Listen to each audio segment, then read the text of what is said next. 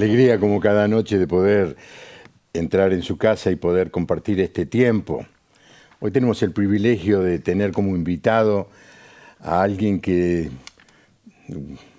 año a año nos ilumina con su conocimiento, su sabiduría y más que todo con su gentileza y su amistad. Me estoy refiriendo al pastor Samuel Pérez Millos, de la ciudad de Vigo, en Galicia, España. ¿Qué tal, Samuel? Bienvenido al programa.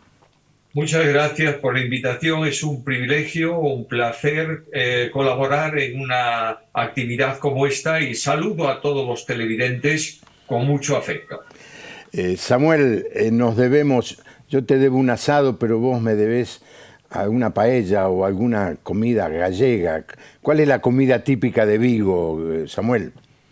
Bueno, todos los pescados y mariscos habidos y por haber. No podemos olvidar de que Vigo, y lo digo con mucha humildad, pero es la realidad, Vigo es el puerto de pesca fresca más grande de Europa. De Ah, modo que tienes todo el pescado que tú quieras todos los días y los gallegos además somos muy fanáticos del pescado. bueno, buenísimo. Bueno, nosotros somos expertos en el ganado vacuno, ¿no? Así que Sí, cuando vengas te espero acá con un buen asado. Eh, gracias. Contame un poco cómo está viviendo la iglesia en España la pospandemia. Bueno, la pospandemia yo creo que ha revolucionado y ha cambiado la orientación de Iglesia de una forma absoluta y total. Ujú. De aquel tiempo, porque aquí en España fueron prácticamente 2 años de confinamiento, trajo como consecuencia la disgregación de las congregaciones. Es verdad que muchas de las iglesias mantuvieron el contacto a través de Zoom y de otros medios telemáticos, pero no era lo mismo. Y No. por fin termina la pandemia y viene el tiempo de la recuperación. Primer problema que surgió es que las autoridades redujeron al 50% la cavidad de los templos. Ujú. De manera que para que además eso se cumpliera, obligaron a retirar el 50% de los asientos Ah, mira. físicos Ah, de la congregación. Así que cuando comenzamos, pues estábamos sin espacio para los que querían venir. Eso fue evolucionando, luego las vacunas y todo esto, fuera mascarillas, ahora está en libertad absoluta y al principio costó un poco de trabajo que la gente volviera a los cultos habitualmente. Algunos se disculpaban diciendo, bueno, no estoy muy seguro que quiero ir porque a lo mejor me contagio o sí, cosas de este tipo, sí. pero poco a poco fueron recuperándose y para nosotros un elemento importante de recuperación de la congregación fueron los grupos de hogar o grupos de conexión, Sí. que tienen un grupo de gente ahí y que la orientaron a la iglesia. De Mm. manera que hemos recuperado no solo la congregación que teníamos, sino que se ha incrementado notablemente esto después de la pandemia. Pero esto es la nuestra.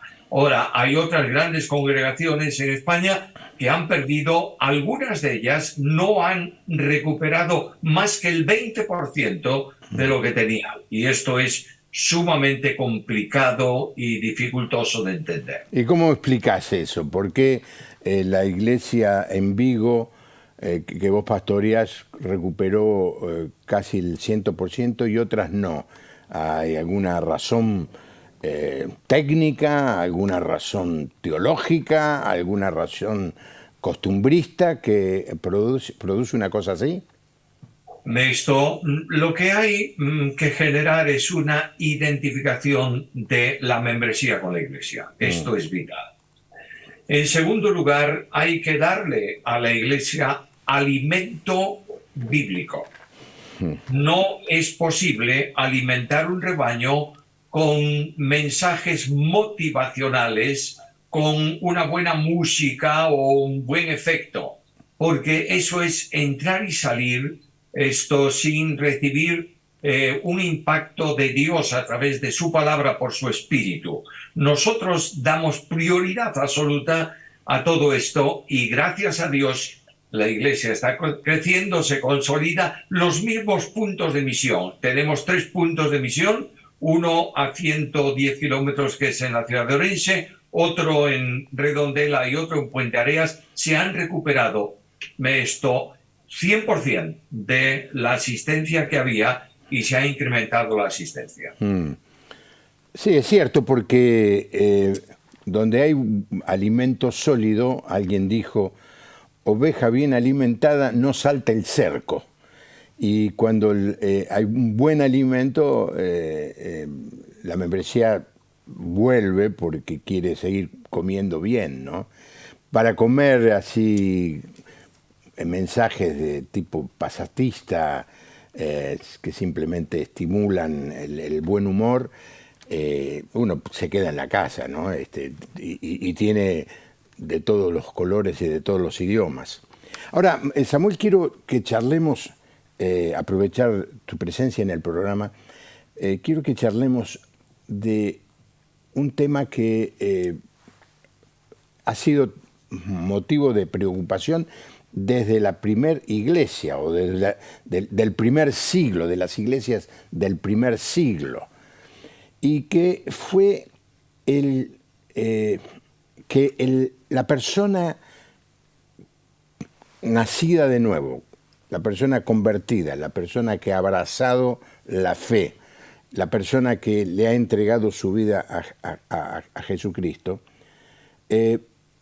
naturalmente muestra, evidencia, frutos de una nueva vida. Porque se predica también un evangelio en donde lo único que hay que hacer es una manifestación pública de una cierta aceptación, de una verdad, pero no se enseña que lo natural es el fruto de una nueva vida, la evidencia de una nueva vida. Eso es el título que le hemos puesto a este programa. Así que quisiéramos que nos ayudaras. ¿Vos sentís que es importante que podamos hablar de esto, Samuel? Para mí es vital, es de capital importancia por varias razones. Primeramente, porque eso evidencia la falta de fruto, la falta de compromiso, la falta de vivir a Cristo, evidencia que la Iglesia ha perdido algo y que necesita recuperar, y es a Cristo. Y tenemos que entender que la vida cristiana no es religión, ni son manifestaciones, no es levantar la mano o ponerse en pie o ponerse de rodillas o dar un testimonio. La vida cristiana es que Cristo se reproduzca por su espíritu en la vida de aquel que ha creído. De manera que el apóstol Pablo, cuando escribe a los Gálatas, capítulo 2, versículo 20, da su testimonio personal de cristiano. Y dice, estoy crucificado con Cristo y ya no vive Pablo. Ahora es Cristo el que vive en Pablo. Y cuando escribe la carta a los filipenses dice, para mí el vivir es Cristo. Porque hemos olvidado, en base posiblemente a un mensaje motivacional, es decir, que la gente se vaya contenta, que salga feliz de la iglesia, hemos olvidado que los creyentes tenemos, yo el primero, que entender que el Evangelio no consiste en hablar de Cristo, consiste en vivir a Cristo. Y esto es necesario enfatizar porque esta era la dinámica de la iglesia primitiva. La gente conocía a los creyentes por su comunión, su relación, sus buenas obras, y dice Hechos que tenían favor de todo el pueblo. Por tanto, una persona convertida que no produce frutos de esa conversión, tal vez deba preguntarse si realmente ha sido convertido o ha sido simplemente convencido. Los otros días, y lo contaba aquí en el programa, un pastor amigo me contó que bautizó a un grupo de personas y en el mismo momento del bautismo, y les había hecho el curso del discipulado, ¿no? En una iglesia no muy grande, que recién estaba empezando, se dio cuenta de que los que se estaban bautizando no habían entendido realmente el mensaje del Evangelio. Entonces les pregunté por les preguntó, ¿por qué se bautizan? Y la gente le dijo, porque usted nos dijo que nos teníamos que bautizar. No, sí, sí, claro que yo les tengo que enseñar que se tienen que bautizar, pero ustedes entienden. Y la verdad que la gente no había entendido nada, que aceptaba una costumbre, un ritual, y que tiene, por supuesto, una tremenda importancia, hacerlo en conocimiento, hacerlo en obediencia, hacerlo convencido de que estamos obedeciendo a la palabra de Dios.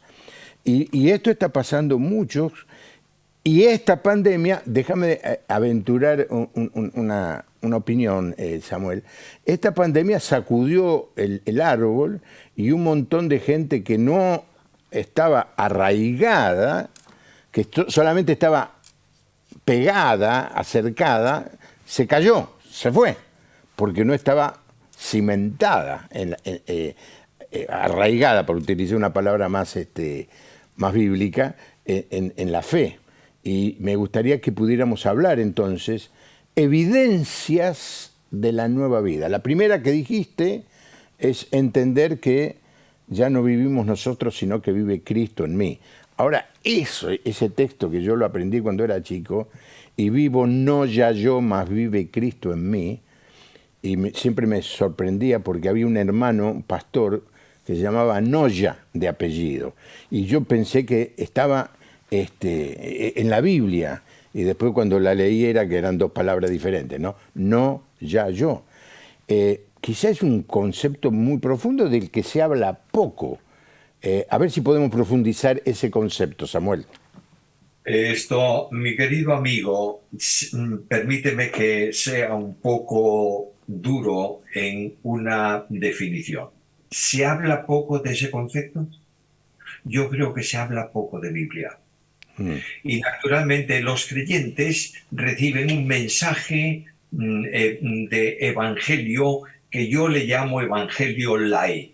¿Qué significa? Usted es pecador. Bueno, eso lo sabemos todos. Cristo es el único salvador de los pecadores. Eso también es una verdad. Si crees en Cristo, eres salvo. Muy bien, yo ya soy salvo. Y ahora ya he creído en Cristo. Ahora disfruta de la iglesia, intégrate en la iglesia, charla en la iglesia, forma parte de la congregación, etcétera, etcétera. Pero los creyentes del siglo primero, y voy a dejar el siglo primero porque algunos me dirán, estás hablando siempre de temas arcaicos. Voy a pasar a la Reforma, que está más cerca de nosotros. Los creyentes que a quienes se les exigía a veces el testimonio de su propia vida eran formados en Biblia. Y las respuestas que tenían a cualquier circunstancia era una respuesta bíblica. Por tanto, un creyente que cree en Cristo, hay que enseñarle que el nuevo nacimiento no significa la aceptación de algo, sino todo lo contrario, la entrega de la vida al Señor. Y esto es importante y esto es fundamental. Por tanto, es necesario, yo creo que es urgentemente necesaria, una nueva reforma que vuelva la doctrina al púlpito de la Iglesia. Qué buena esa expresión de... hemos predicado, reciba a Cristo como su Salvador personal. Bueno, yo he usado esa frase. Sí, sí. Cuando en realidad es entréguele su vida a Cristo, que es un concepto similar, pero también muy diferente. No es que Cristo se viene a acomodar a lo que yo le doy, sino que yo renuncio a todo y le entrego mi vida a Cristo, que es el gran mensaje del Evangelio del Señor, ¿no? Muchos querían seguirlo, pero no estaban dispuestos a pagar el costo. Y el Señor le dice, mire, haga bien el cálculo, porque el camino es angosto. Yo quiero hacer algo, ofrecerle a la audiencia la posibilidad de que le manden mensajes, saludos a nuestro invitado, Samuel Pérez Millo. Así que voy a dar el teléfono y el WhatsApp, y todos los mensajes que lleguen durante esta hora, espero que sean dirigidos a Samuel. Yo se los voy a hacer llegar, no voy a interrumpir el programa leyendo los mensajes, pero sí cuando termina el programa le voy a hacer llegar todos los saludos, comentarios, discrepancias inclusive, ¿por qué no?, que puedan surgir en medio del programa. El teléfono es 1127770000, y para aquellos que están en otro país que no sea la Argentina, más 549 1127770000. Estamos hablando con el invitado Samuel Pérez Millo acerca de evidencias de la nueva vida. Hay un pasaje al que te quiero hacer mención, Samuel, es la carta del apóstol Pablo a los creyentes de la ciudad de Éfeso, en el capítulo 4, en donde él comienza a explorar algunas evidencias del cambio, ¿no? Y les dice algo interesante que quizás lo puedas explicar con mucha propiedad, más propiedad que yo, que debemos despojarnos, es decir, despojarse es que yo me saque este saco y revestirme de un nuevo saco. ¿Qué quiso decir Pablo en ese pasaje, Samuel? Bueno, todo creyente, una vez que cree en Cristo, el Espíritu Santo lo toma y lo bautiza hacia Cristo. Lo dice también en la primera carta a los Corintios, en el capítulo 12. La operación del Espíritu Santo es sumergir, meter, introducir a cada creyente en la formación de un cuerpo espiritual cuya cabeza es Cristo. Cuando esto se produce, la identificación con Cristo trae como resultado un testimonio evidente que no realiza tanto el creyente con su esfuerzo personal, sino que lo hace el Espíritu Santo cumpliendo una misión que el Padre ha encargado, que seamos hechos conformes a la imagen de su Hijo. Y en esta acción el Espíritu Santo reproduce, lo que Pablo llama el fruto del Espíritu, reproduce a Cristo en la vida cristiana. Por tanto, la vida cristiana no son normas, no son asuntos que hacer, no son mandamientos que cumplir, sino simplemente algo mucho más sencillo. Dejar que Dios produzca en nosotros el querer y el hacer por su buena voluntad. Y una de las cosas que Dios produce, Pablo lo enseña ahí precisamente en Efesios, es que Él ha preparado de antemano obras. No dice para que las hagamos, sino para que caminemos en ellas. Es decir, para que sean la forma natural y habitual de nuestra vida. De manera que una de las enormes necesidades que tenemos hoy es de recuperar al Dios Trino en la presencia del cristiano, para que el creyente se dé cuenta de que no es simplemente que le ha dejado un pedacito al Señor y está en su corazón y cantamos, qué bueno eres, Señor, que vives en mí. No, no es esto. Tampoco es que digamos que el Espíritu Santo es la persona divina que reside en el creyente. Es verdad que su residencia es realidad, pero tenemos que enseñar a la gente, a los cristianos, que tienen que ser santos y vivir consecuente con su profesión de fe, porque son el templo de Dios y porque la Santísima Trinidad ha venido a morar en el cristiano. Por tanto, esa presencia divina tiene que producir un resultado visible en el exterior. Tú mencionabas de que revestirse de Cristo, y esto es consecuencia de esto que acabo de mencionar. Hice una introducción así. El Espíritu Santo me sumerge en Cristo. Cuando yo me meto en una piscina, la gente toda sabe muy bien lo que es una alberca, no sé cómo llamáis ahí. Una pileta de natación. Cuando yo salgo del agua, lo que la gente ve es el agua que está en mí. Vengo mojado y se ve el agua. De esa misma manera, un creyente que es introducido en Cristo, lo que tiene que ocurrir es que el mundo tiene que ver a Cristo y no al cristiano. Por ejemplo, yo estoy ahora delante de las cámaras y le pregunto a la audiencia, ¿qué es lo que ustedes ven de mí? Y algunos me dirán, bueno, veo la parte de arriba del cuerpo. No ves la parte de arriba del cuerpo. Sería muy vergonzoso que vieses la parte de arriba del cuerpo. Estás viendo mi cabeza y el resto. la ropa que llevo puesta. De la misma manera, cuando el Espíritu me reviste de Cristo, cada vez se ve menos de mí y más de Jesús. Y esta es la vida cristiana. Ahora, a ver, déjame que haga algún comentario. Por supuesto, esto lo produce el Espíritu Santo en nuestra vida, pero, sin embargo, el pasaje del que te estoy haciendo mención, de Efesios capítulo 4, da órdenes, indicaciones. Dice, despojaos. ¿Es algo que yo tengo que hacer? O solamente le digo, bueno, Espíritu Santo, despojame, o yo no hago nada. No, dice despojaos. Después dice renovaos, vestíos. Es decir, algo el cristiano tiene que hacer. Sin duda ninguna, en todo lo que tiene que ver con salvación, la gracia es la operante, pero la responsabilidad es del que cree. Dios no obliga, pero Dios da los medios para que podamos despojarnos, porque despojarnos de nuestra naturaleza es, digamos así, contrario a nuestra propia esencia de vida.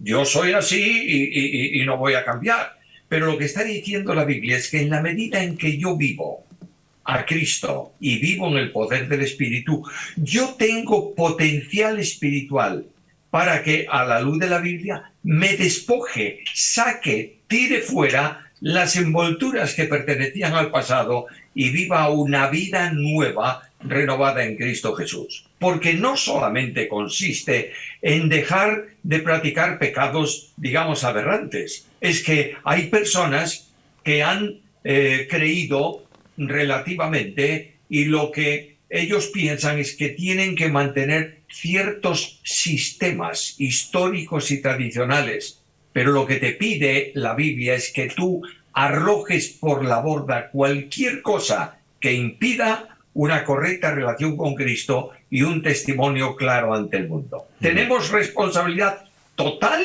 y absoluta. Es más, cuando Cristo encomienda la evangelización, Hechos capítulo 1, versículos 8 a 11, encomienda la evangelización a aquellos que estaban reunidos el día de su ascensión a los cielos. Él les dice algo importantísimo: no os mováis de aquí. ¿Sabéis lo que tenéis que predicar? Sí. ¿Sabéis lo que tenéis que vivir? Sí. ¿Sabéis que tenéis que ser santos y ejemplares? Sí. Pero no podéis. Esperad hasta que seáis investidos de poder de lo alto. Entonces lo que el Espíritu Santo hace en el creyente es capacitarlo para que él opere en el poder de Dios. Pero la responsabilidad sigue siendo siempre del creyente. El creyente no es una máquina en manos de Dios que él exhibe como un guiñol ahí en la calle. El creyente es una persona con personalidad, responsabilidad, personalidad propia, obediencia, etcétera, etcétera, etcétera, que tiene que esforzarse con las fuerzas de Dios para vivir conforme a su voluntad. Bueno, entonces ahora te llevo a las cosas que dice el capítulo para que las vayamos desgranando. Por lo menos son 5. La primera es, desechando la mentira, hablad la verdad cada uno con su prójimo, porque somos miembros los unos de los otros.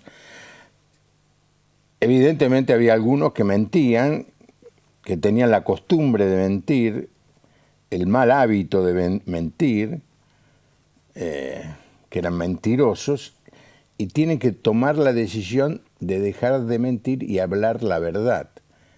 Por supuesto, auxiliados por el Espíritu Santo, pero como vos dijiste, no nos convertimos en robots, seguimos teniendo nuestra personalidad y tenemos la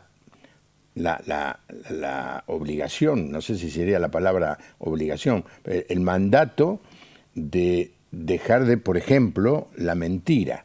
Es una evidencia de la nueva vida, ¿no es así, Samuel? Es así por una razón, entre otras. Es que si yo tengo a Cristo en mi vida, ¿qué dice la Biblia que es Cristo? ¿Qué dijo Él que es el mismo? Y de yo soy el camino y la verdad. Por tanto, el que vive a Cristo no puede sino decir la verdad de palabras, pero sobre todo también de hecho, de vida. La mentira más grave del mundo evangélico hoy es la hipocresía.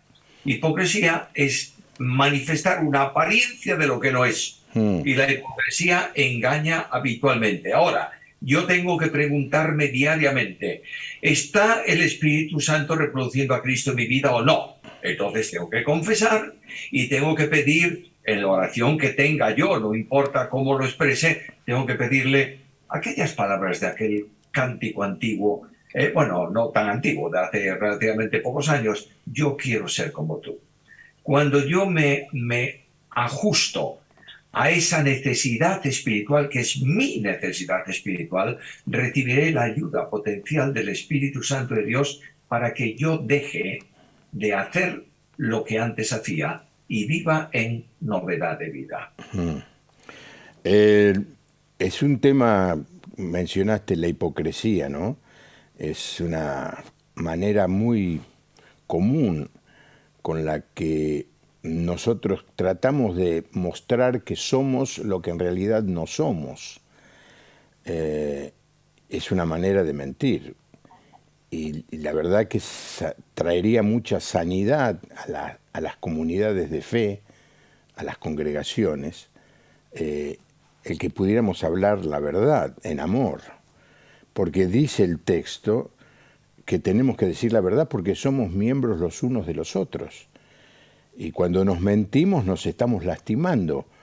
Y muchas iglesias están lastimadas porque se vive la mentira.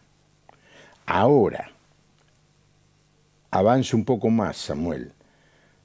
Hay verdades que duelen, hay verdades que hay que saber decir. Si yo a una persona le digo,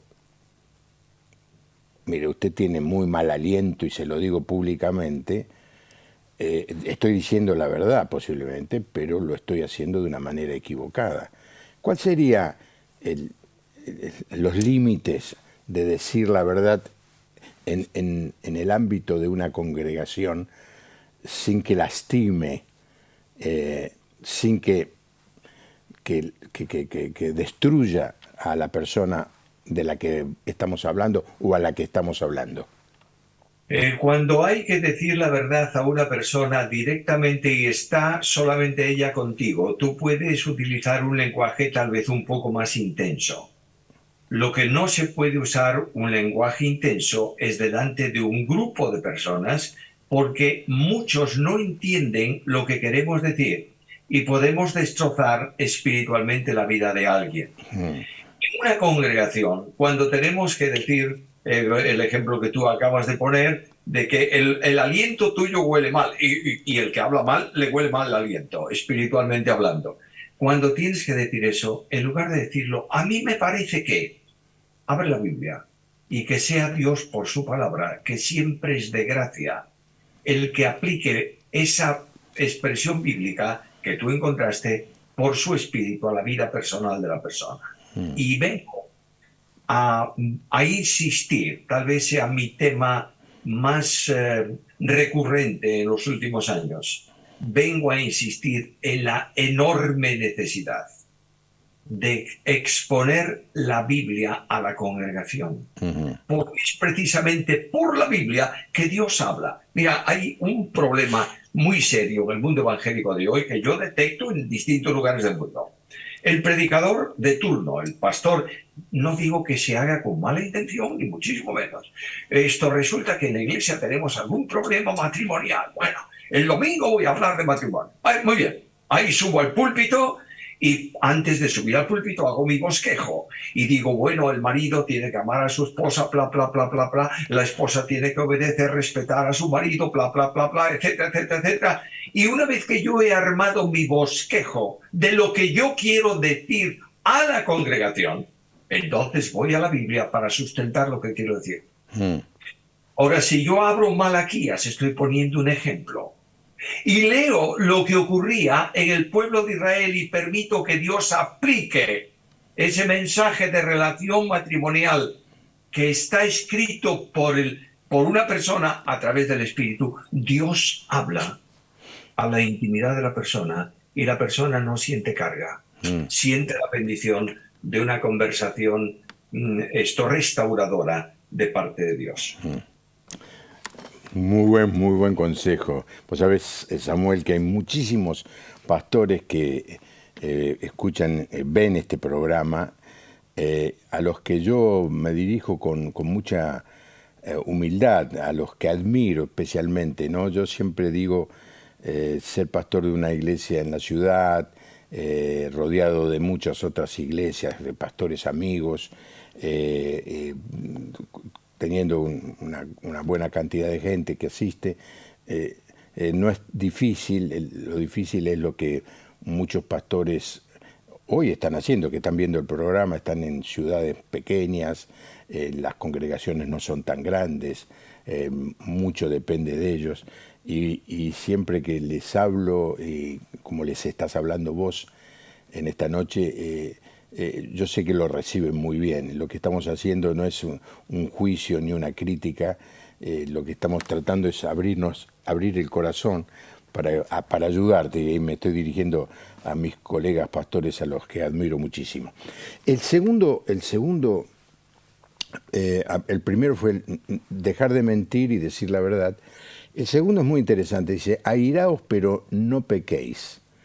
No se exponga el sol sobre vuestro enojo, ni deis lugar al diablo.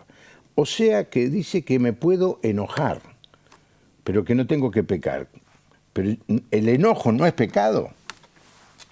Bueno, el Señor Jesús entra en el templo, ve aquella maraña de hipocresía, de mentira, de comercio, esto basado en una espiritualidad aparente, y él se enojó y tomó unas cuerdas y largó a todos esos que estaban profanando el templo, los echó a la calle, etcétera, etcétera. Todos conocemos esa historia. Sí. El enfado, el enojo de Jesús no era porque a él no le gustara algo, sino porque estaba defendiendo el honor de Dios y de su casa. Entonces, cuando nosotros vemos algo que es contrario a la voluntad de Dios, la comisión de un pecado, etcétera, etcétera, debemos sentir en nuestra alma la repulsión espiritual contra eso. Y tenemos derecho a enfadarnos en los límites bíblicos para decirle a la persona o enfocar el problema desde la dimensión, esto no se puede permitir. Y a veces lo tendremos que decir con una forma un poco más firme que de costumbre. Pero las faltas de un hermano, los problemas de un hermano no son problemas que comete contra ti, sino contra Dios. Y cuando tú persistes en ese enfado contra alguien, estás dejando de ser una persona que se enoja, que siente enojo en defensa de Dios, para estar enfadado en defensa de tu propia opinión personal. Y esto lo que trae, si se mantiene, es la acción diabólica que está evitando, impidiendo una relación espiritual y armónica entre hermanos, y que de mantenerlo puede llegar incluso a una división dentro de la propia congregación. Por eso dice Pablo, no se ponga el sol sobre vuestro enojo. Está hablando en un contexto mediterráneo central, en donde no hay una excesiva diferencia de luz de la mañana a la noche. Esto a veces decimos que los que tienen ventaja en ese versículo son los esquimales, que tienen un día de 6 meses una vez al año. Pero realmente lo que está diciendo la Biblia es: no permitas que Satanás mantenga un enfado contra algo, porque la obra de Dios no es tuya, es de Dios. Y simplemente te has enojado viendo la ofensa, has orado al Señor, has actuado. Deja entonces la restauración en las manos de Cristo. Es interesante, los otros días predicabas en el Día del Niño, que uno de los evangelios, el Evangelio de Marcos, señala que cuando los apóstoles no permitían que los niños se acercaran al Señor, el Señor, dice Marcos, se enojó. Porque dice, no, Jesús es tan bueno, no, jamás se va a enojar. No, Está el caso de cuando limpió el templo, que acabas de mencionar, Samuel, y también cuando vio que los discípulos no dejaban que los niños se acercaran a él. Así que existe el espacio de que nos enojemos, pero no cuando alguien hace algo en contra nuestro, sino cuando alguien hace en contra de Dios y del reino de Dios, ¿no es cierto? El próximo es el que hurtaba, no hurte más, sino trabaje haciendo con sus manos lo que es bueno. Y acá viene una frase extraordinaria, revolucionaria, para que tenga que compartir con el que padece necesidad. Se supone que los creyentes no roban, pero Pablo de todas maneras insertó el mandato este de dejar de robar y trabajar con las manos para poder compartir con el que padece necesidad. ¿Qué comentario te merece esto, Samuel? Bueno, en el entorno de la historia, cuando Pablo escribe eso, había dos problemas dentro de la iglesia. Uno de los problemas era que había algunos espirituales, perdóname si yo utilizo una palabra que incluso no está en el diccionario de la lengua, pero espiritualoide. ¿Qué es un espiritualoide? Es aquel que dice, yo soy muy espiritual y vive pisando las nubes y resulta que está funcionando muy mal con los pies en la tierra. Había un grupo que no trabajaban, que iban por las casas y decían a la hermana que estaba haciendo la comida, perdonad que estoy contextualizando, no era así exactamente, pero estoy contextualizando hoy. Hermana, vengo a decirte que el Señor viene, animémonos, vengo a orar a tu lado, tal. Y la buena hermana le preguntaba al cabo de un rato, ¿has comido? No. Bueno, toma la comida. De manera que el vago ya se había alimentado en base a un sistema espiritual. Ahora, Pablo dice, a estos no les deis de comer. Pero Pablo, ¿por qué no puedes decir que no voy a dar de comer a mi hermano? No, porque Dios no permite, no está de acuerdo con el vago.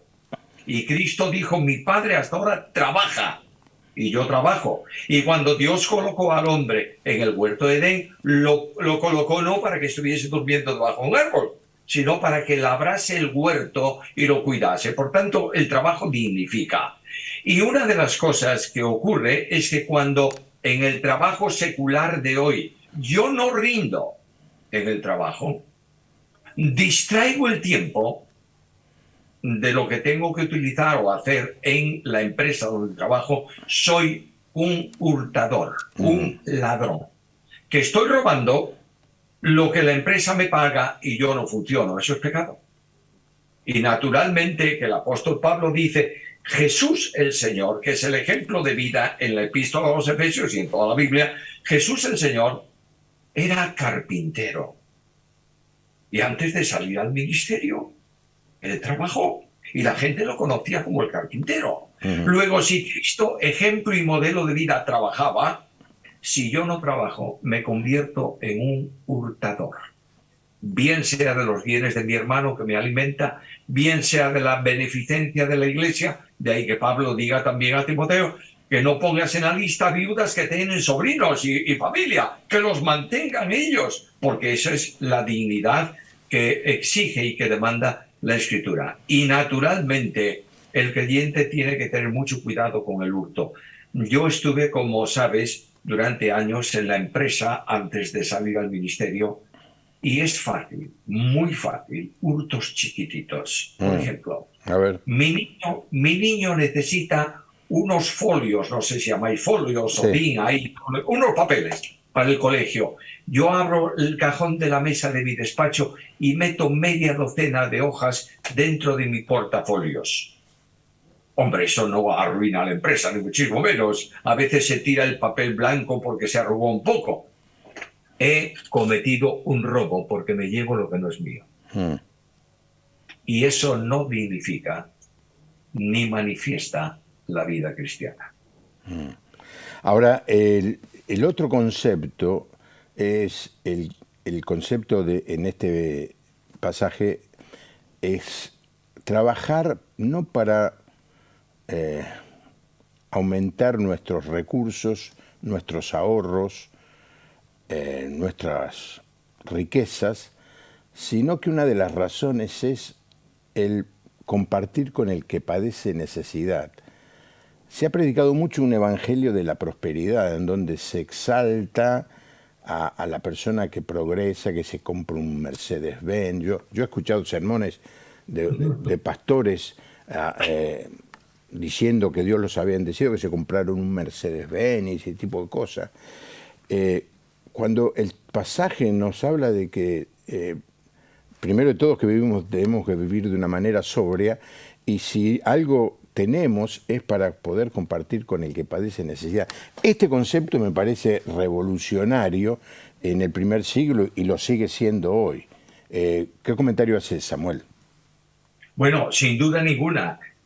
La ética cristiana exige la atención a las necesidades, no solo de los hermanos, que prioritariamente hay que dedicarles atención porque son nuestros hermanos en la fe, sino en general. Uno de los elementos fundamentales del testimonio cristiano es poder atender a las necesidades.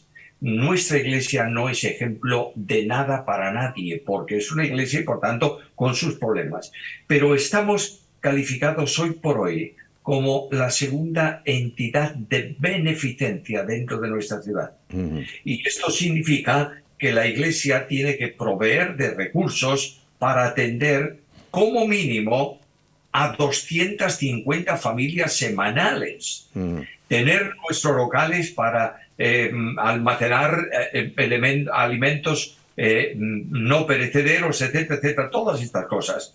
Pero esto te permite no contarle una historia acerca de Cristo, sino que ellos vean a Cristo funcionando con sus necesidades como hizo Jesús en el tiempo de su ministerio. Yo no puedo olvidar que Cristo predicaba el reino. Claro que sí. ¿Dejó de predicarlo alguna vez? No.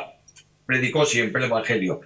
Pero cuando vio las multitudes, dice que sintió necesidad, misericordia en su corazón, porque eran ovejas que no tenían pastor. Por tanto, hermanos, la Iglesia no es una entidad de beneficencia, pero practica la beneficencia porque el amor de Dios nos constriñe. Sí, y también, extrapolaría este concepto de la Iglesia a las familias, a los individuos.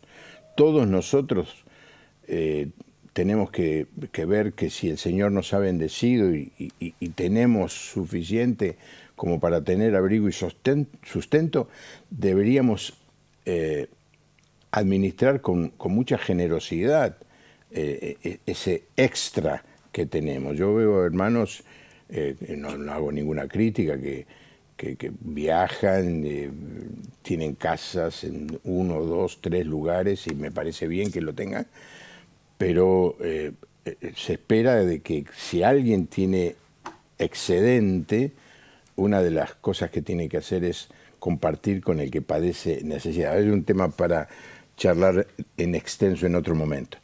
Después dice algo que te voy a decir, me sorprende que aún muchos pastores como que no lo toman muy en serio, Samuel, y es: ninguna palabra corrompida salga de vuestra boca, sino la que sea buena para la necesaria edificación a fin de dar gracia a los oyentes. Lo digo de otra manera: ninguna mala palabra salga de nuestra boca.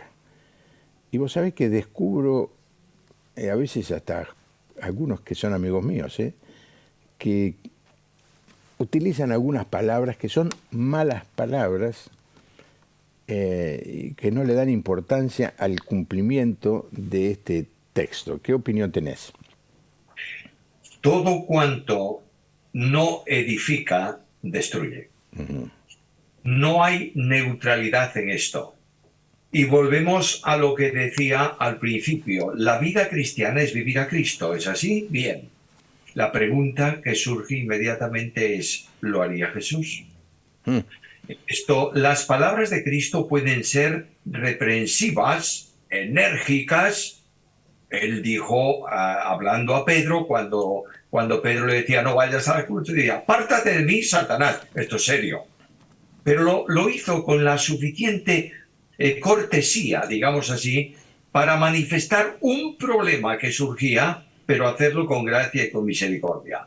Yo no puedo imaginar a un Jesús que tropezó con una piedra en el camino, como sin duda ocurrió porque era un hombre, y echar unos cuantos exabrutos porque se había lesionado un pie. Yo esto no lo entiendo, no lo puedo concebir. No puedo pensar en un Jesús que toma por encima del hombro a Mateo y le dice, ven acá, tú sabes que Pedro, y le suelta una retahíla de palabras corruptas que menosprecian la vida de Pedro. Este no es Cristo.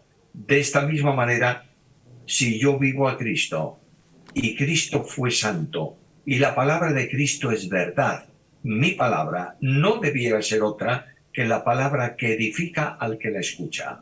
Palabra de aliento, palabra de corrección también, palabra de estímulo y yo diría también palabra de gozo. Porque hay una idea arraigada en algunos sectores evangélicos que el creyente debe ser un hombre serio y no reírse demasiado, porque afirman que Cristo no se dice que rió, pero se dice que lloró. Bueno, Cristo era un hombre absolutamente perfecto y una de las cosas que él nos dice es que vino para que tengamos vida, no amargada, sino una vida abundante. Una palabra de regocijo es buena, una mala palabra es mala siempre. Y las malas palabras proceden necesariamente de un determinado espíritu. Satanás es mentiroso y homicida. Por tanto, cuando yo hablo mal, estoy sirviendo a los intereses del enemigo de Cristo. Bueno, hay un texto que dice, de la abundancia del corazón habla la boca, ¿no es cierto? Y a veces escuchando a algunos pensamos, bueno, vaya qué corazón que tiene esta persona, ¿no? Cuando escuchamos a algún político, aquí hay algunas, inclusive mujeres políticas que dicen cada barbaridad, cada insulto, que a mí me preocupa pensar en el corazón de esa persona. Y un cristiano que se supone que tiene la vida de Cristo, no puede decir malas palabras, ¿no? Bueno, voy a contar algo, Samuel. Cuando yo estuve en el servicio militar, de 10 palabras, 5 eran malas palabras y se me pegó. Tengo que confesar, se me pegó. Y cuando salí, tenía miedo de hablar.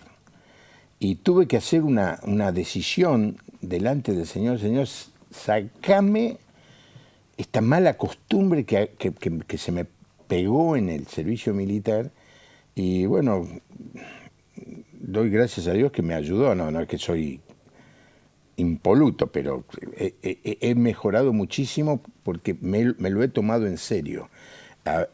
Escúchame bien, le voy a hablar no a mi amigo Samuel Pérez Millo, le voy a hablar a los pastores que son consecuentes con el programa y ven el programa todas las noches. Que ninguna palabra corrompida, ninguna, así tengas razón, así te hayan chocado el auto, así se te haya cerrado la puerta del banco justo que llegabas a hacer un trámite. Ninguna palabra, ninguna es ninguna, ninguna mala palabra salga de vuestra boca. Hay un ingeniero, hay un profesional en la iglesia que le pregunté, ¿y cómo fue que recibiste a Cristo en tu corazón? Y dice, yo estudiaba con Carlos, que es miembro de nuestra iglesia también, y en el secundario, y me sorprendía que jugábamos al fútbol y él nunca decía una mala palabra. Y yo no podía creer, porque jugaba y fuerte, pero no decía mala palabra. Y lo acompañaba porque yo quería saber cómo era que no decía malas palabras. El testimonio de este joven, de este adolescente que no decía malas palabras, fue lo que lo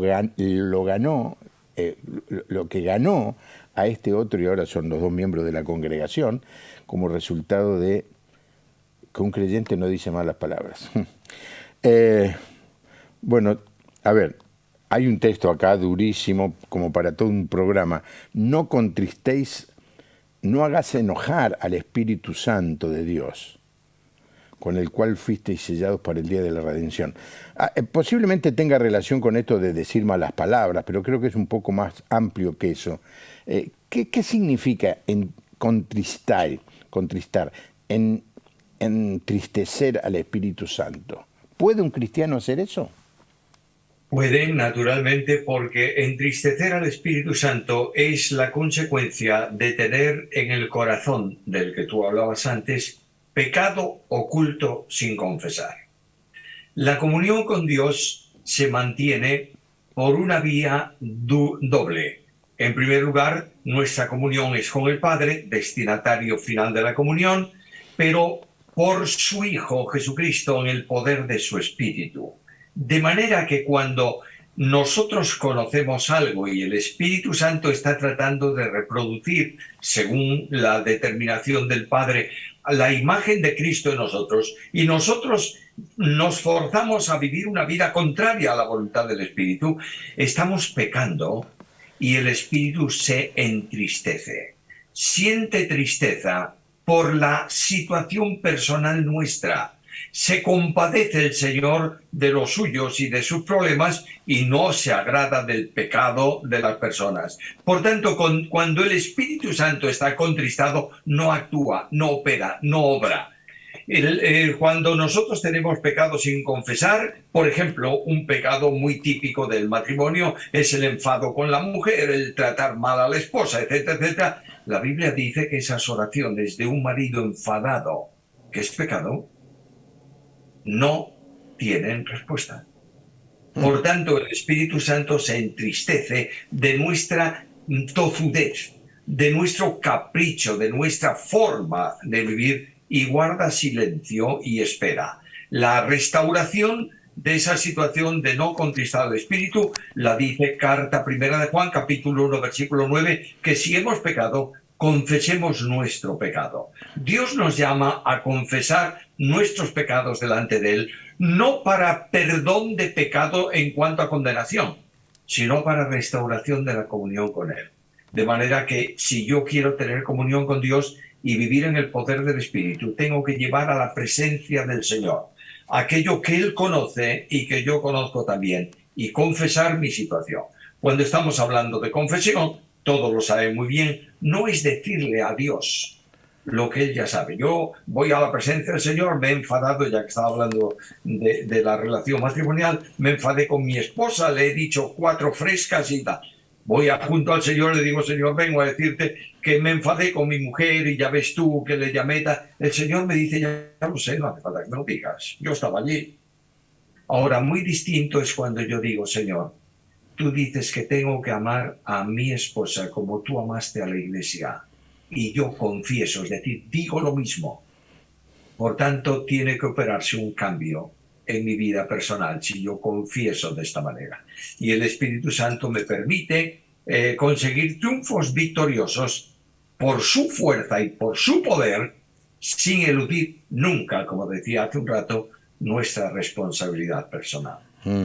Bueno, para cerrar con el ejemplo, después tenés que ir a tu Señor y pedirle perdón también, ¿no?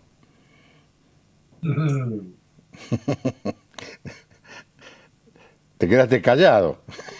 No, es que es así. Es que no solamente tengo que confesar al Señor mi pecado y decir y restaurar, sino que Dios me manda restaurar, devolver lo que he tomado incorrectamente. Y yo tengo que ir a mi esposa y decirle, perdóname, porque te he tratado mal y no he sido ejemplo de Cristo en tu vida, ni testimonio de Cristo ante el mundo. Mamita, lío que estamos haciendo. Va a haber muchos matrimonios que no van a dormir juntos esta noche. Espero que no. Que muchos que no dormían juntos ahora hagan esto.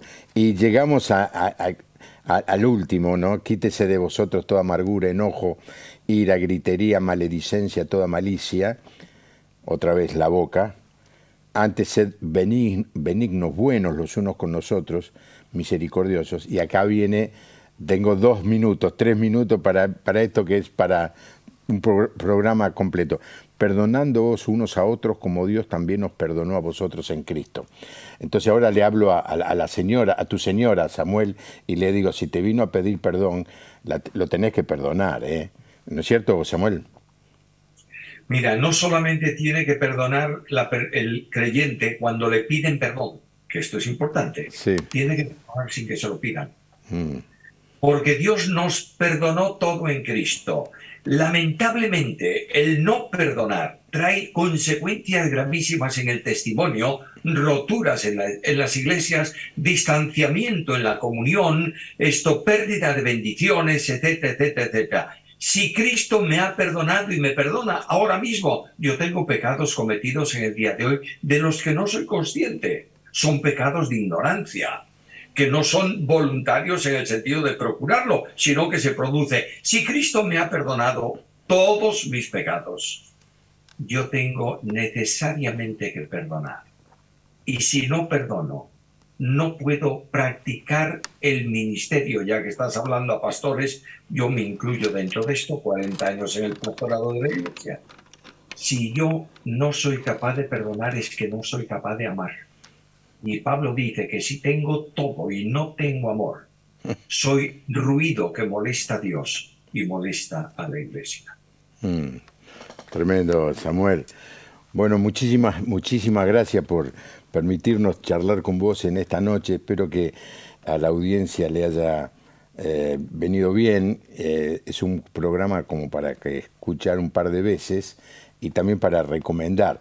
De todas maneras, insisto con que si alguien quiere hacerle alguna pregunta o enviarle un mensaje, escríbanos a el WhatsApp que siempre damos en el programa, 1127770000, para aquellos que son de otro país que no es la Argentina, más 549 1127770000.